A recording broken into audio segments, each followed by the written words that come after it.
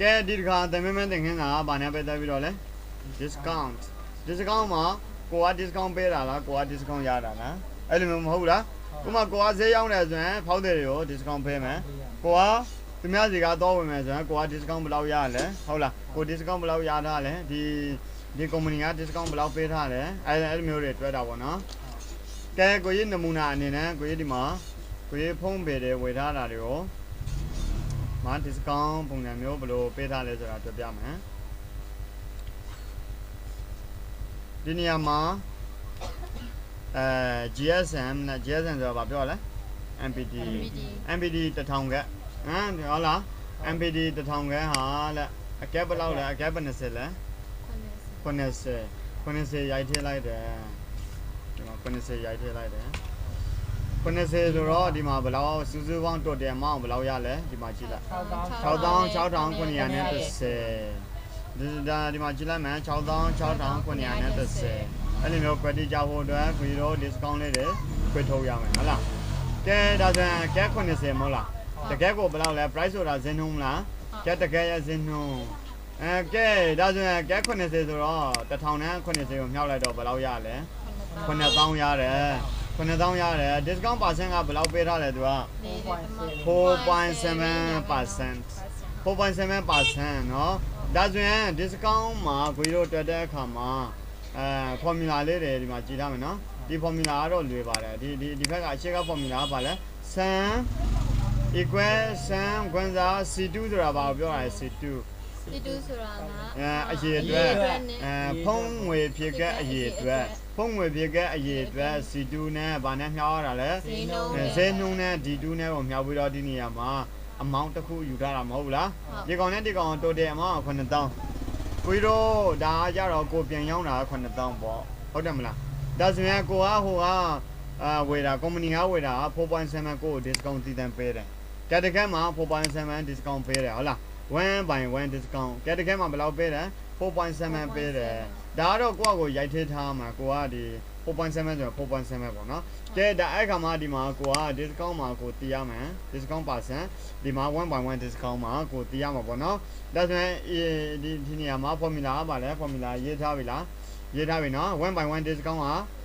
ဘာနဲ့မြောက်ရတာလဲဘာနဲ့မြောက်မလဲ D2 ဆိုတာဘာပြောရလဲ D2 ဆိုတာဈေးနှုန်းအမြောက်ဘာနဲ့လဲ 4.7 ရာခိုင်နှုန်းနဲ့မြောက်ပေးရမယ်4.7 discount ရာခိုင်နှုန်းနဲ့မြောက်ပေးရမှာနော်ဒီမှာရိုက်ထည့်ပေးရမယ်နော်D2 ဆိုတာဘာပြောရလဲညီမလေးပြော D2 ဆိုတာဘာပြောရလဲ D2 ဆိုတာဘာအဓိပ္ပာယ်လဲဈေးနှုန်းနဲ့ဘယ်မှာလဲလက်ညှိုးထိုးပြပါအောင်ဘယ်မှာလဲD2 ဆိုတာဒီ1000ဆိုတဲ့ဟာနဲ့လဲအမြောက်လဲဘာနဲ့မြောက်ပေးရလဲ4.9ကို discount ပေးထားတဲ့ဟာနဲ့မြောက်ပေးရတာကို discount ဘယ်လောက်ပေးလဲအဲ့ဒါကိုမြောက်လိုက်လို့ရှိရင်ဘာရလာမလဲ total discount ရလာမယ်ကိုကဲ1000ယူတာလား1000ယူတာလား100ယူတာလားအဲ့မျိုး discount ကိုရမှာပေါ့နော်ကဲဒါဆိုရင်ခိုင်ရောခိုင်ကဲတကယ်အကယ်၍တကယ်ကနေ40နဲ့% ရမယ်ဟုတ်လား% ရမယ်ကဲ90ကျိုကြတော့ဘယ်လောက်လဲကိုအတွက်အမြတ်ကဘယ်လောက်ရမလဲကဲ90ကို3,290ဒီမှာ formula တခုရေးအောင်ဘာ formula လဲ equal စံတို့ကိုဘယ်လိုရေးလဲဒီနေရာမှာဒီလိုမျိုးရေးထားလို့ရတယ်ဟုတ်လားဥပမာဒါ formula ဒီကောင်ကနံပါတ်တစ်ခုတက်လိုက်ဟုတ်လားဒီအခုဒီ formula ဆိုပါတော့ဒီ formula တက်တဲ့အခါမှာဥပမာဆိုပါတော့နော်2ဆိုရင်233ပေးထားနော်3ကရောဒီမှာနော်3ဟုတ်လား3 formula ကဘာနဲ့တွက်လဲဒီကောင်ဆိုပါတော့နော်ဘာနဲ့တွက်လဲစံဘာနဲ့လဲ C2 ဆိုတာဘာပြောရလဲ C2 အမြောက် C2 ဘာပြောရလဲ C2 ဆိုကဲအရေအတွက်နဲ့ကိုကိုပေးတဲ့ discount ကဘယ်မှာလဲ40% G2 နဲ့ဘာနဲ့မြောက်လဲ C2 အမြောက် G2 ဒါဆိုရင်ဘာရလဲဘာရလာလဲဒီကောင်က total discount ရတယ်ကဲ100ဆိုရင်100ပေါ့နော် total discount ကို DISCOUNT total discount ပေးမယ် total discount ရမယ်လေဟုတ်လား တိုတယ် discount ရလာမယ်ဒီကောင်ကဲဒီဘက်မှာဒီဘက် formula တခုတော့ရအောင် ကျတော့တူတဲ့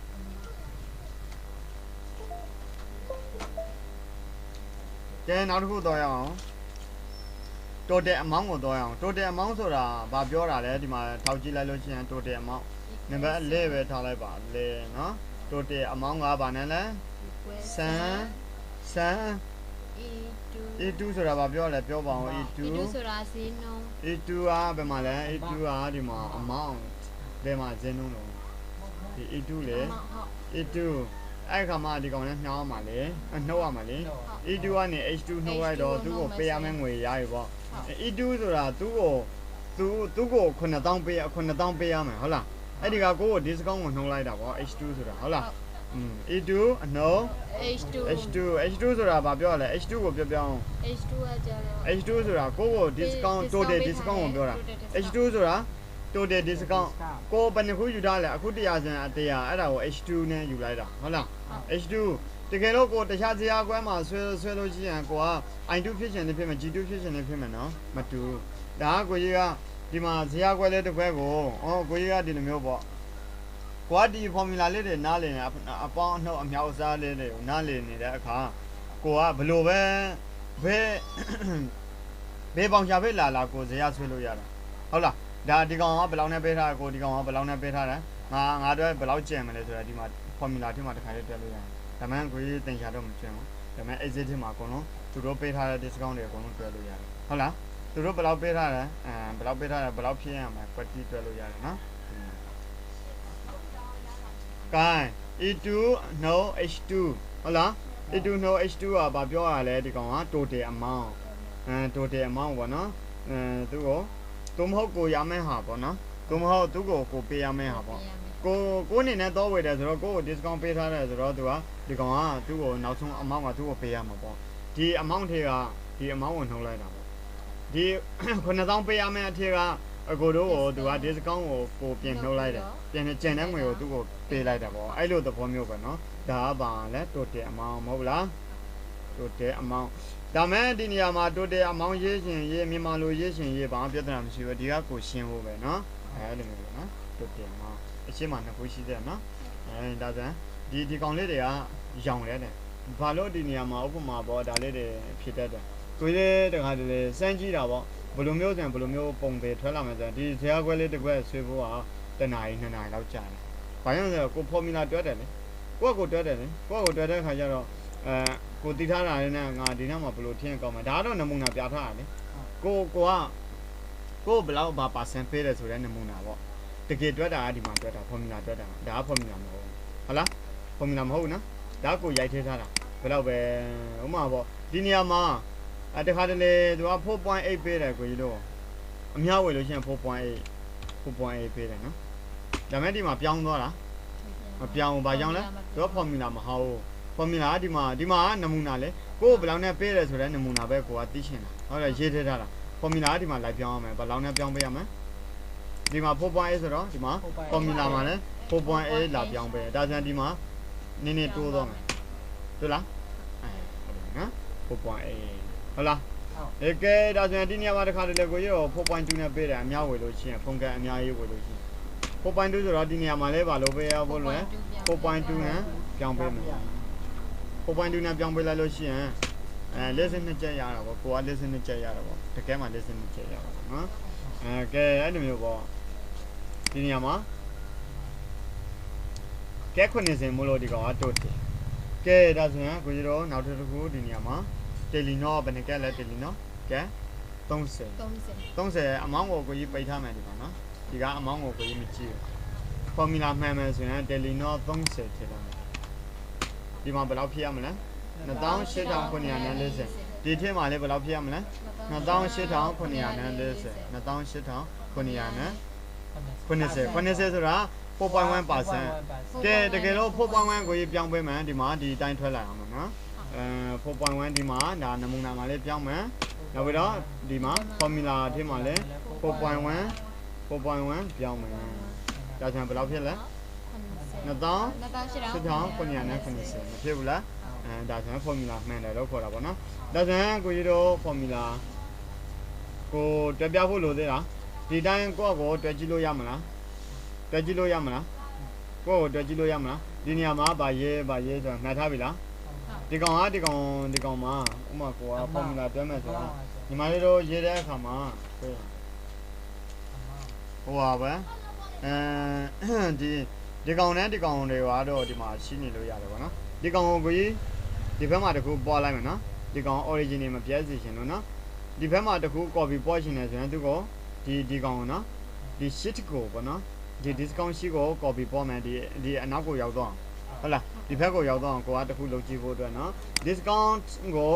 right click ထောက်ဗာလဲသူကို right click ထောက်ပြီးတော့ move or copy နော် move or copy ဒီနေရာမှာ move or copy dialog box မကြားလာဘူးလား dialog box ကြားလာတယ်အဲ့ဒီမှာ move to the end move to end ဆို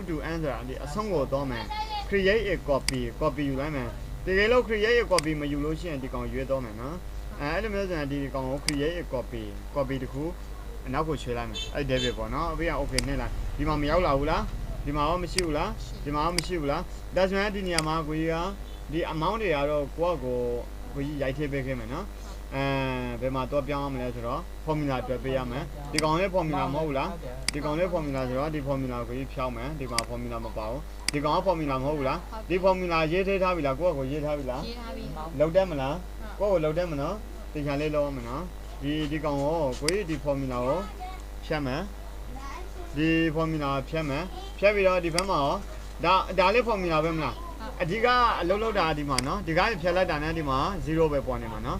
သူဒါဆိုရင်ဒီကောင်လေးလည်းကိုရေးလိုက်ဖြတ်လိုက်မယ်ဟုတ်လားဒါဆိုရင် formula လေးလည်းကိုထည့်တယ်မလားဒီမှာထည့်တယ်မလားထည့်ပြရမလားရရနော်လွယ်တယ်နော်သူကဘာဖြစ်ဖြစ်အစင်းမှာကိုစဉ်းစားတတ်ဖို့ပဲလိုတယ်နော်ကိုဒါပါ formula လောက်တော့ဒါ formula လောက်တော့နော် formula ဘယ်နှခုလဲ၄ခုဟုတ်လား save လုပ်လိုက်မယ်ကဲဒီသင်ခန်းစာကိုဒီမှာရလိုက်မယ်ညီမလေးတို့ကို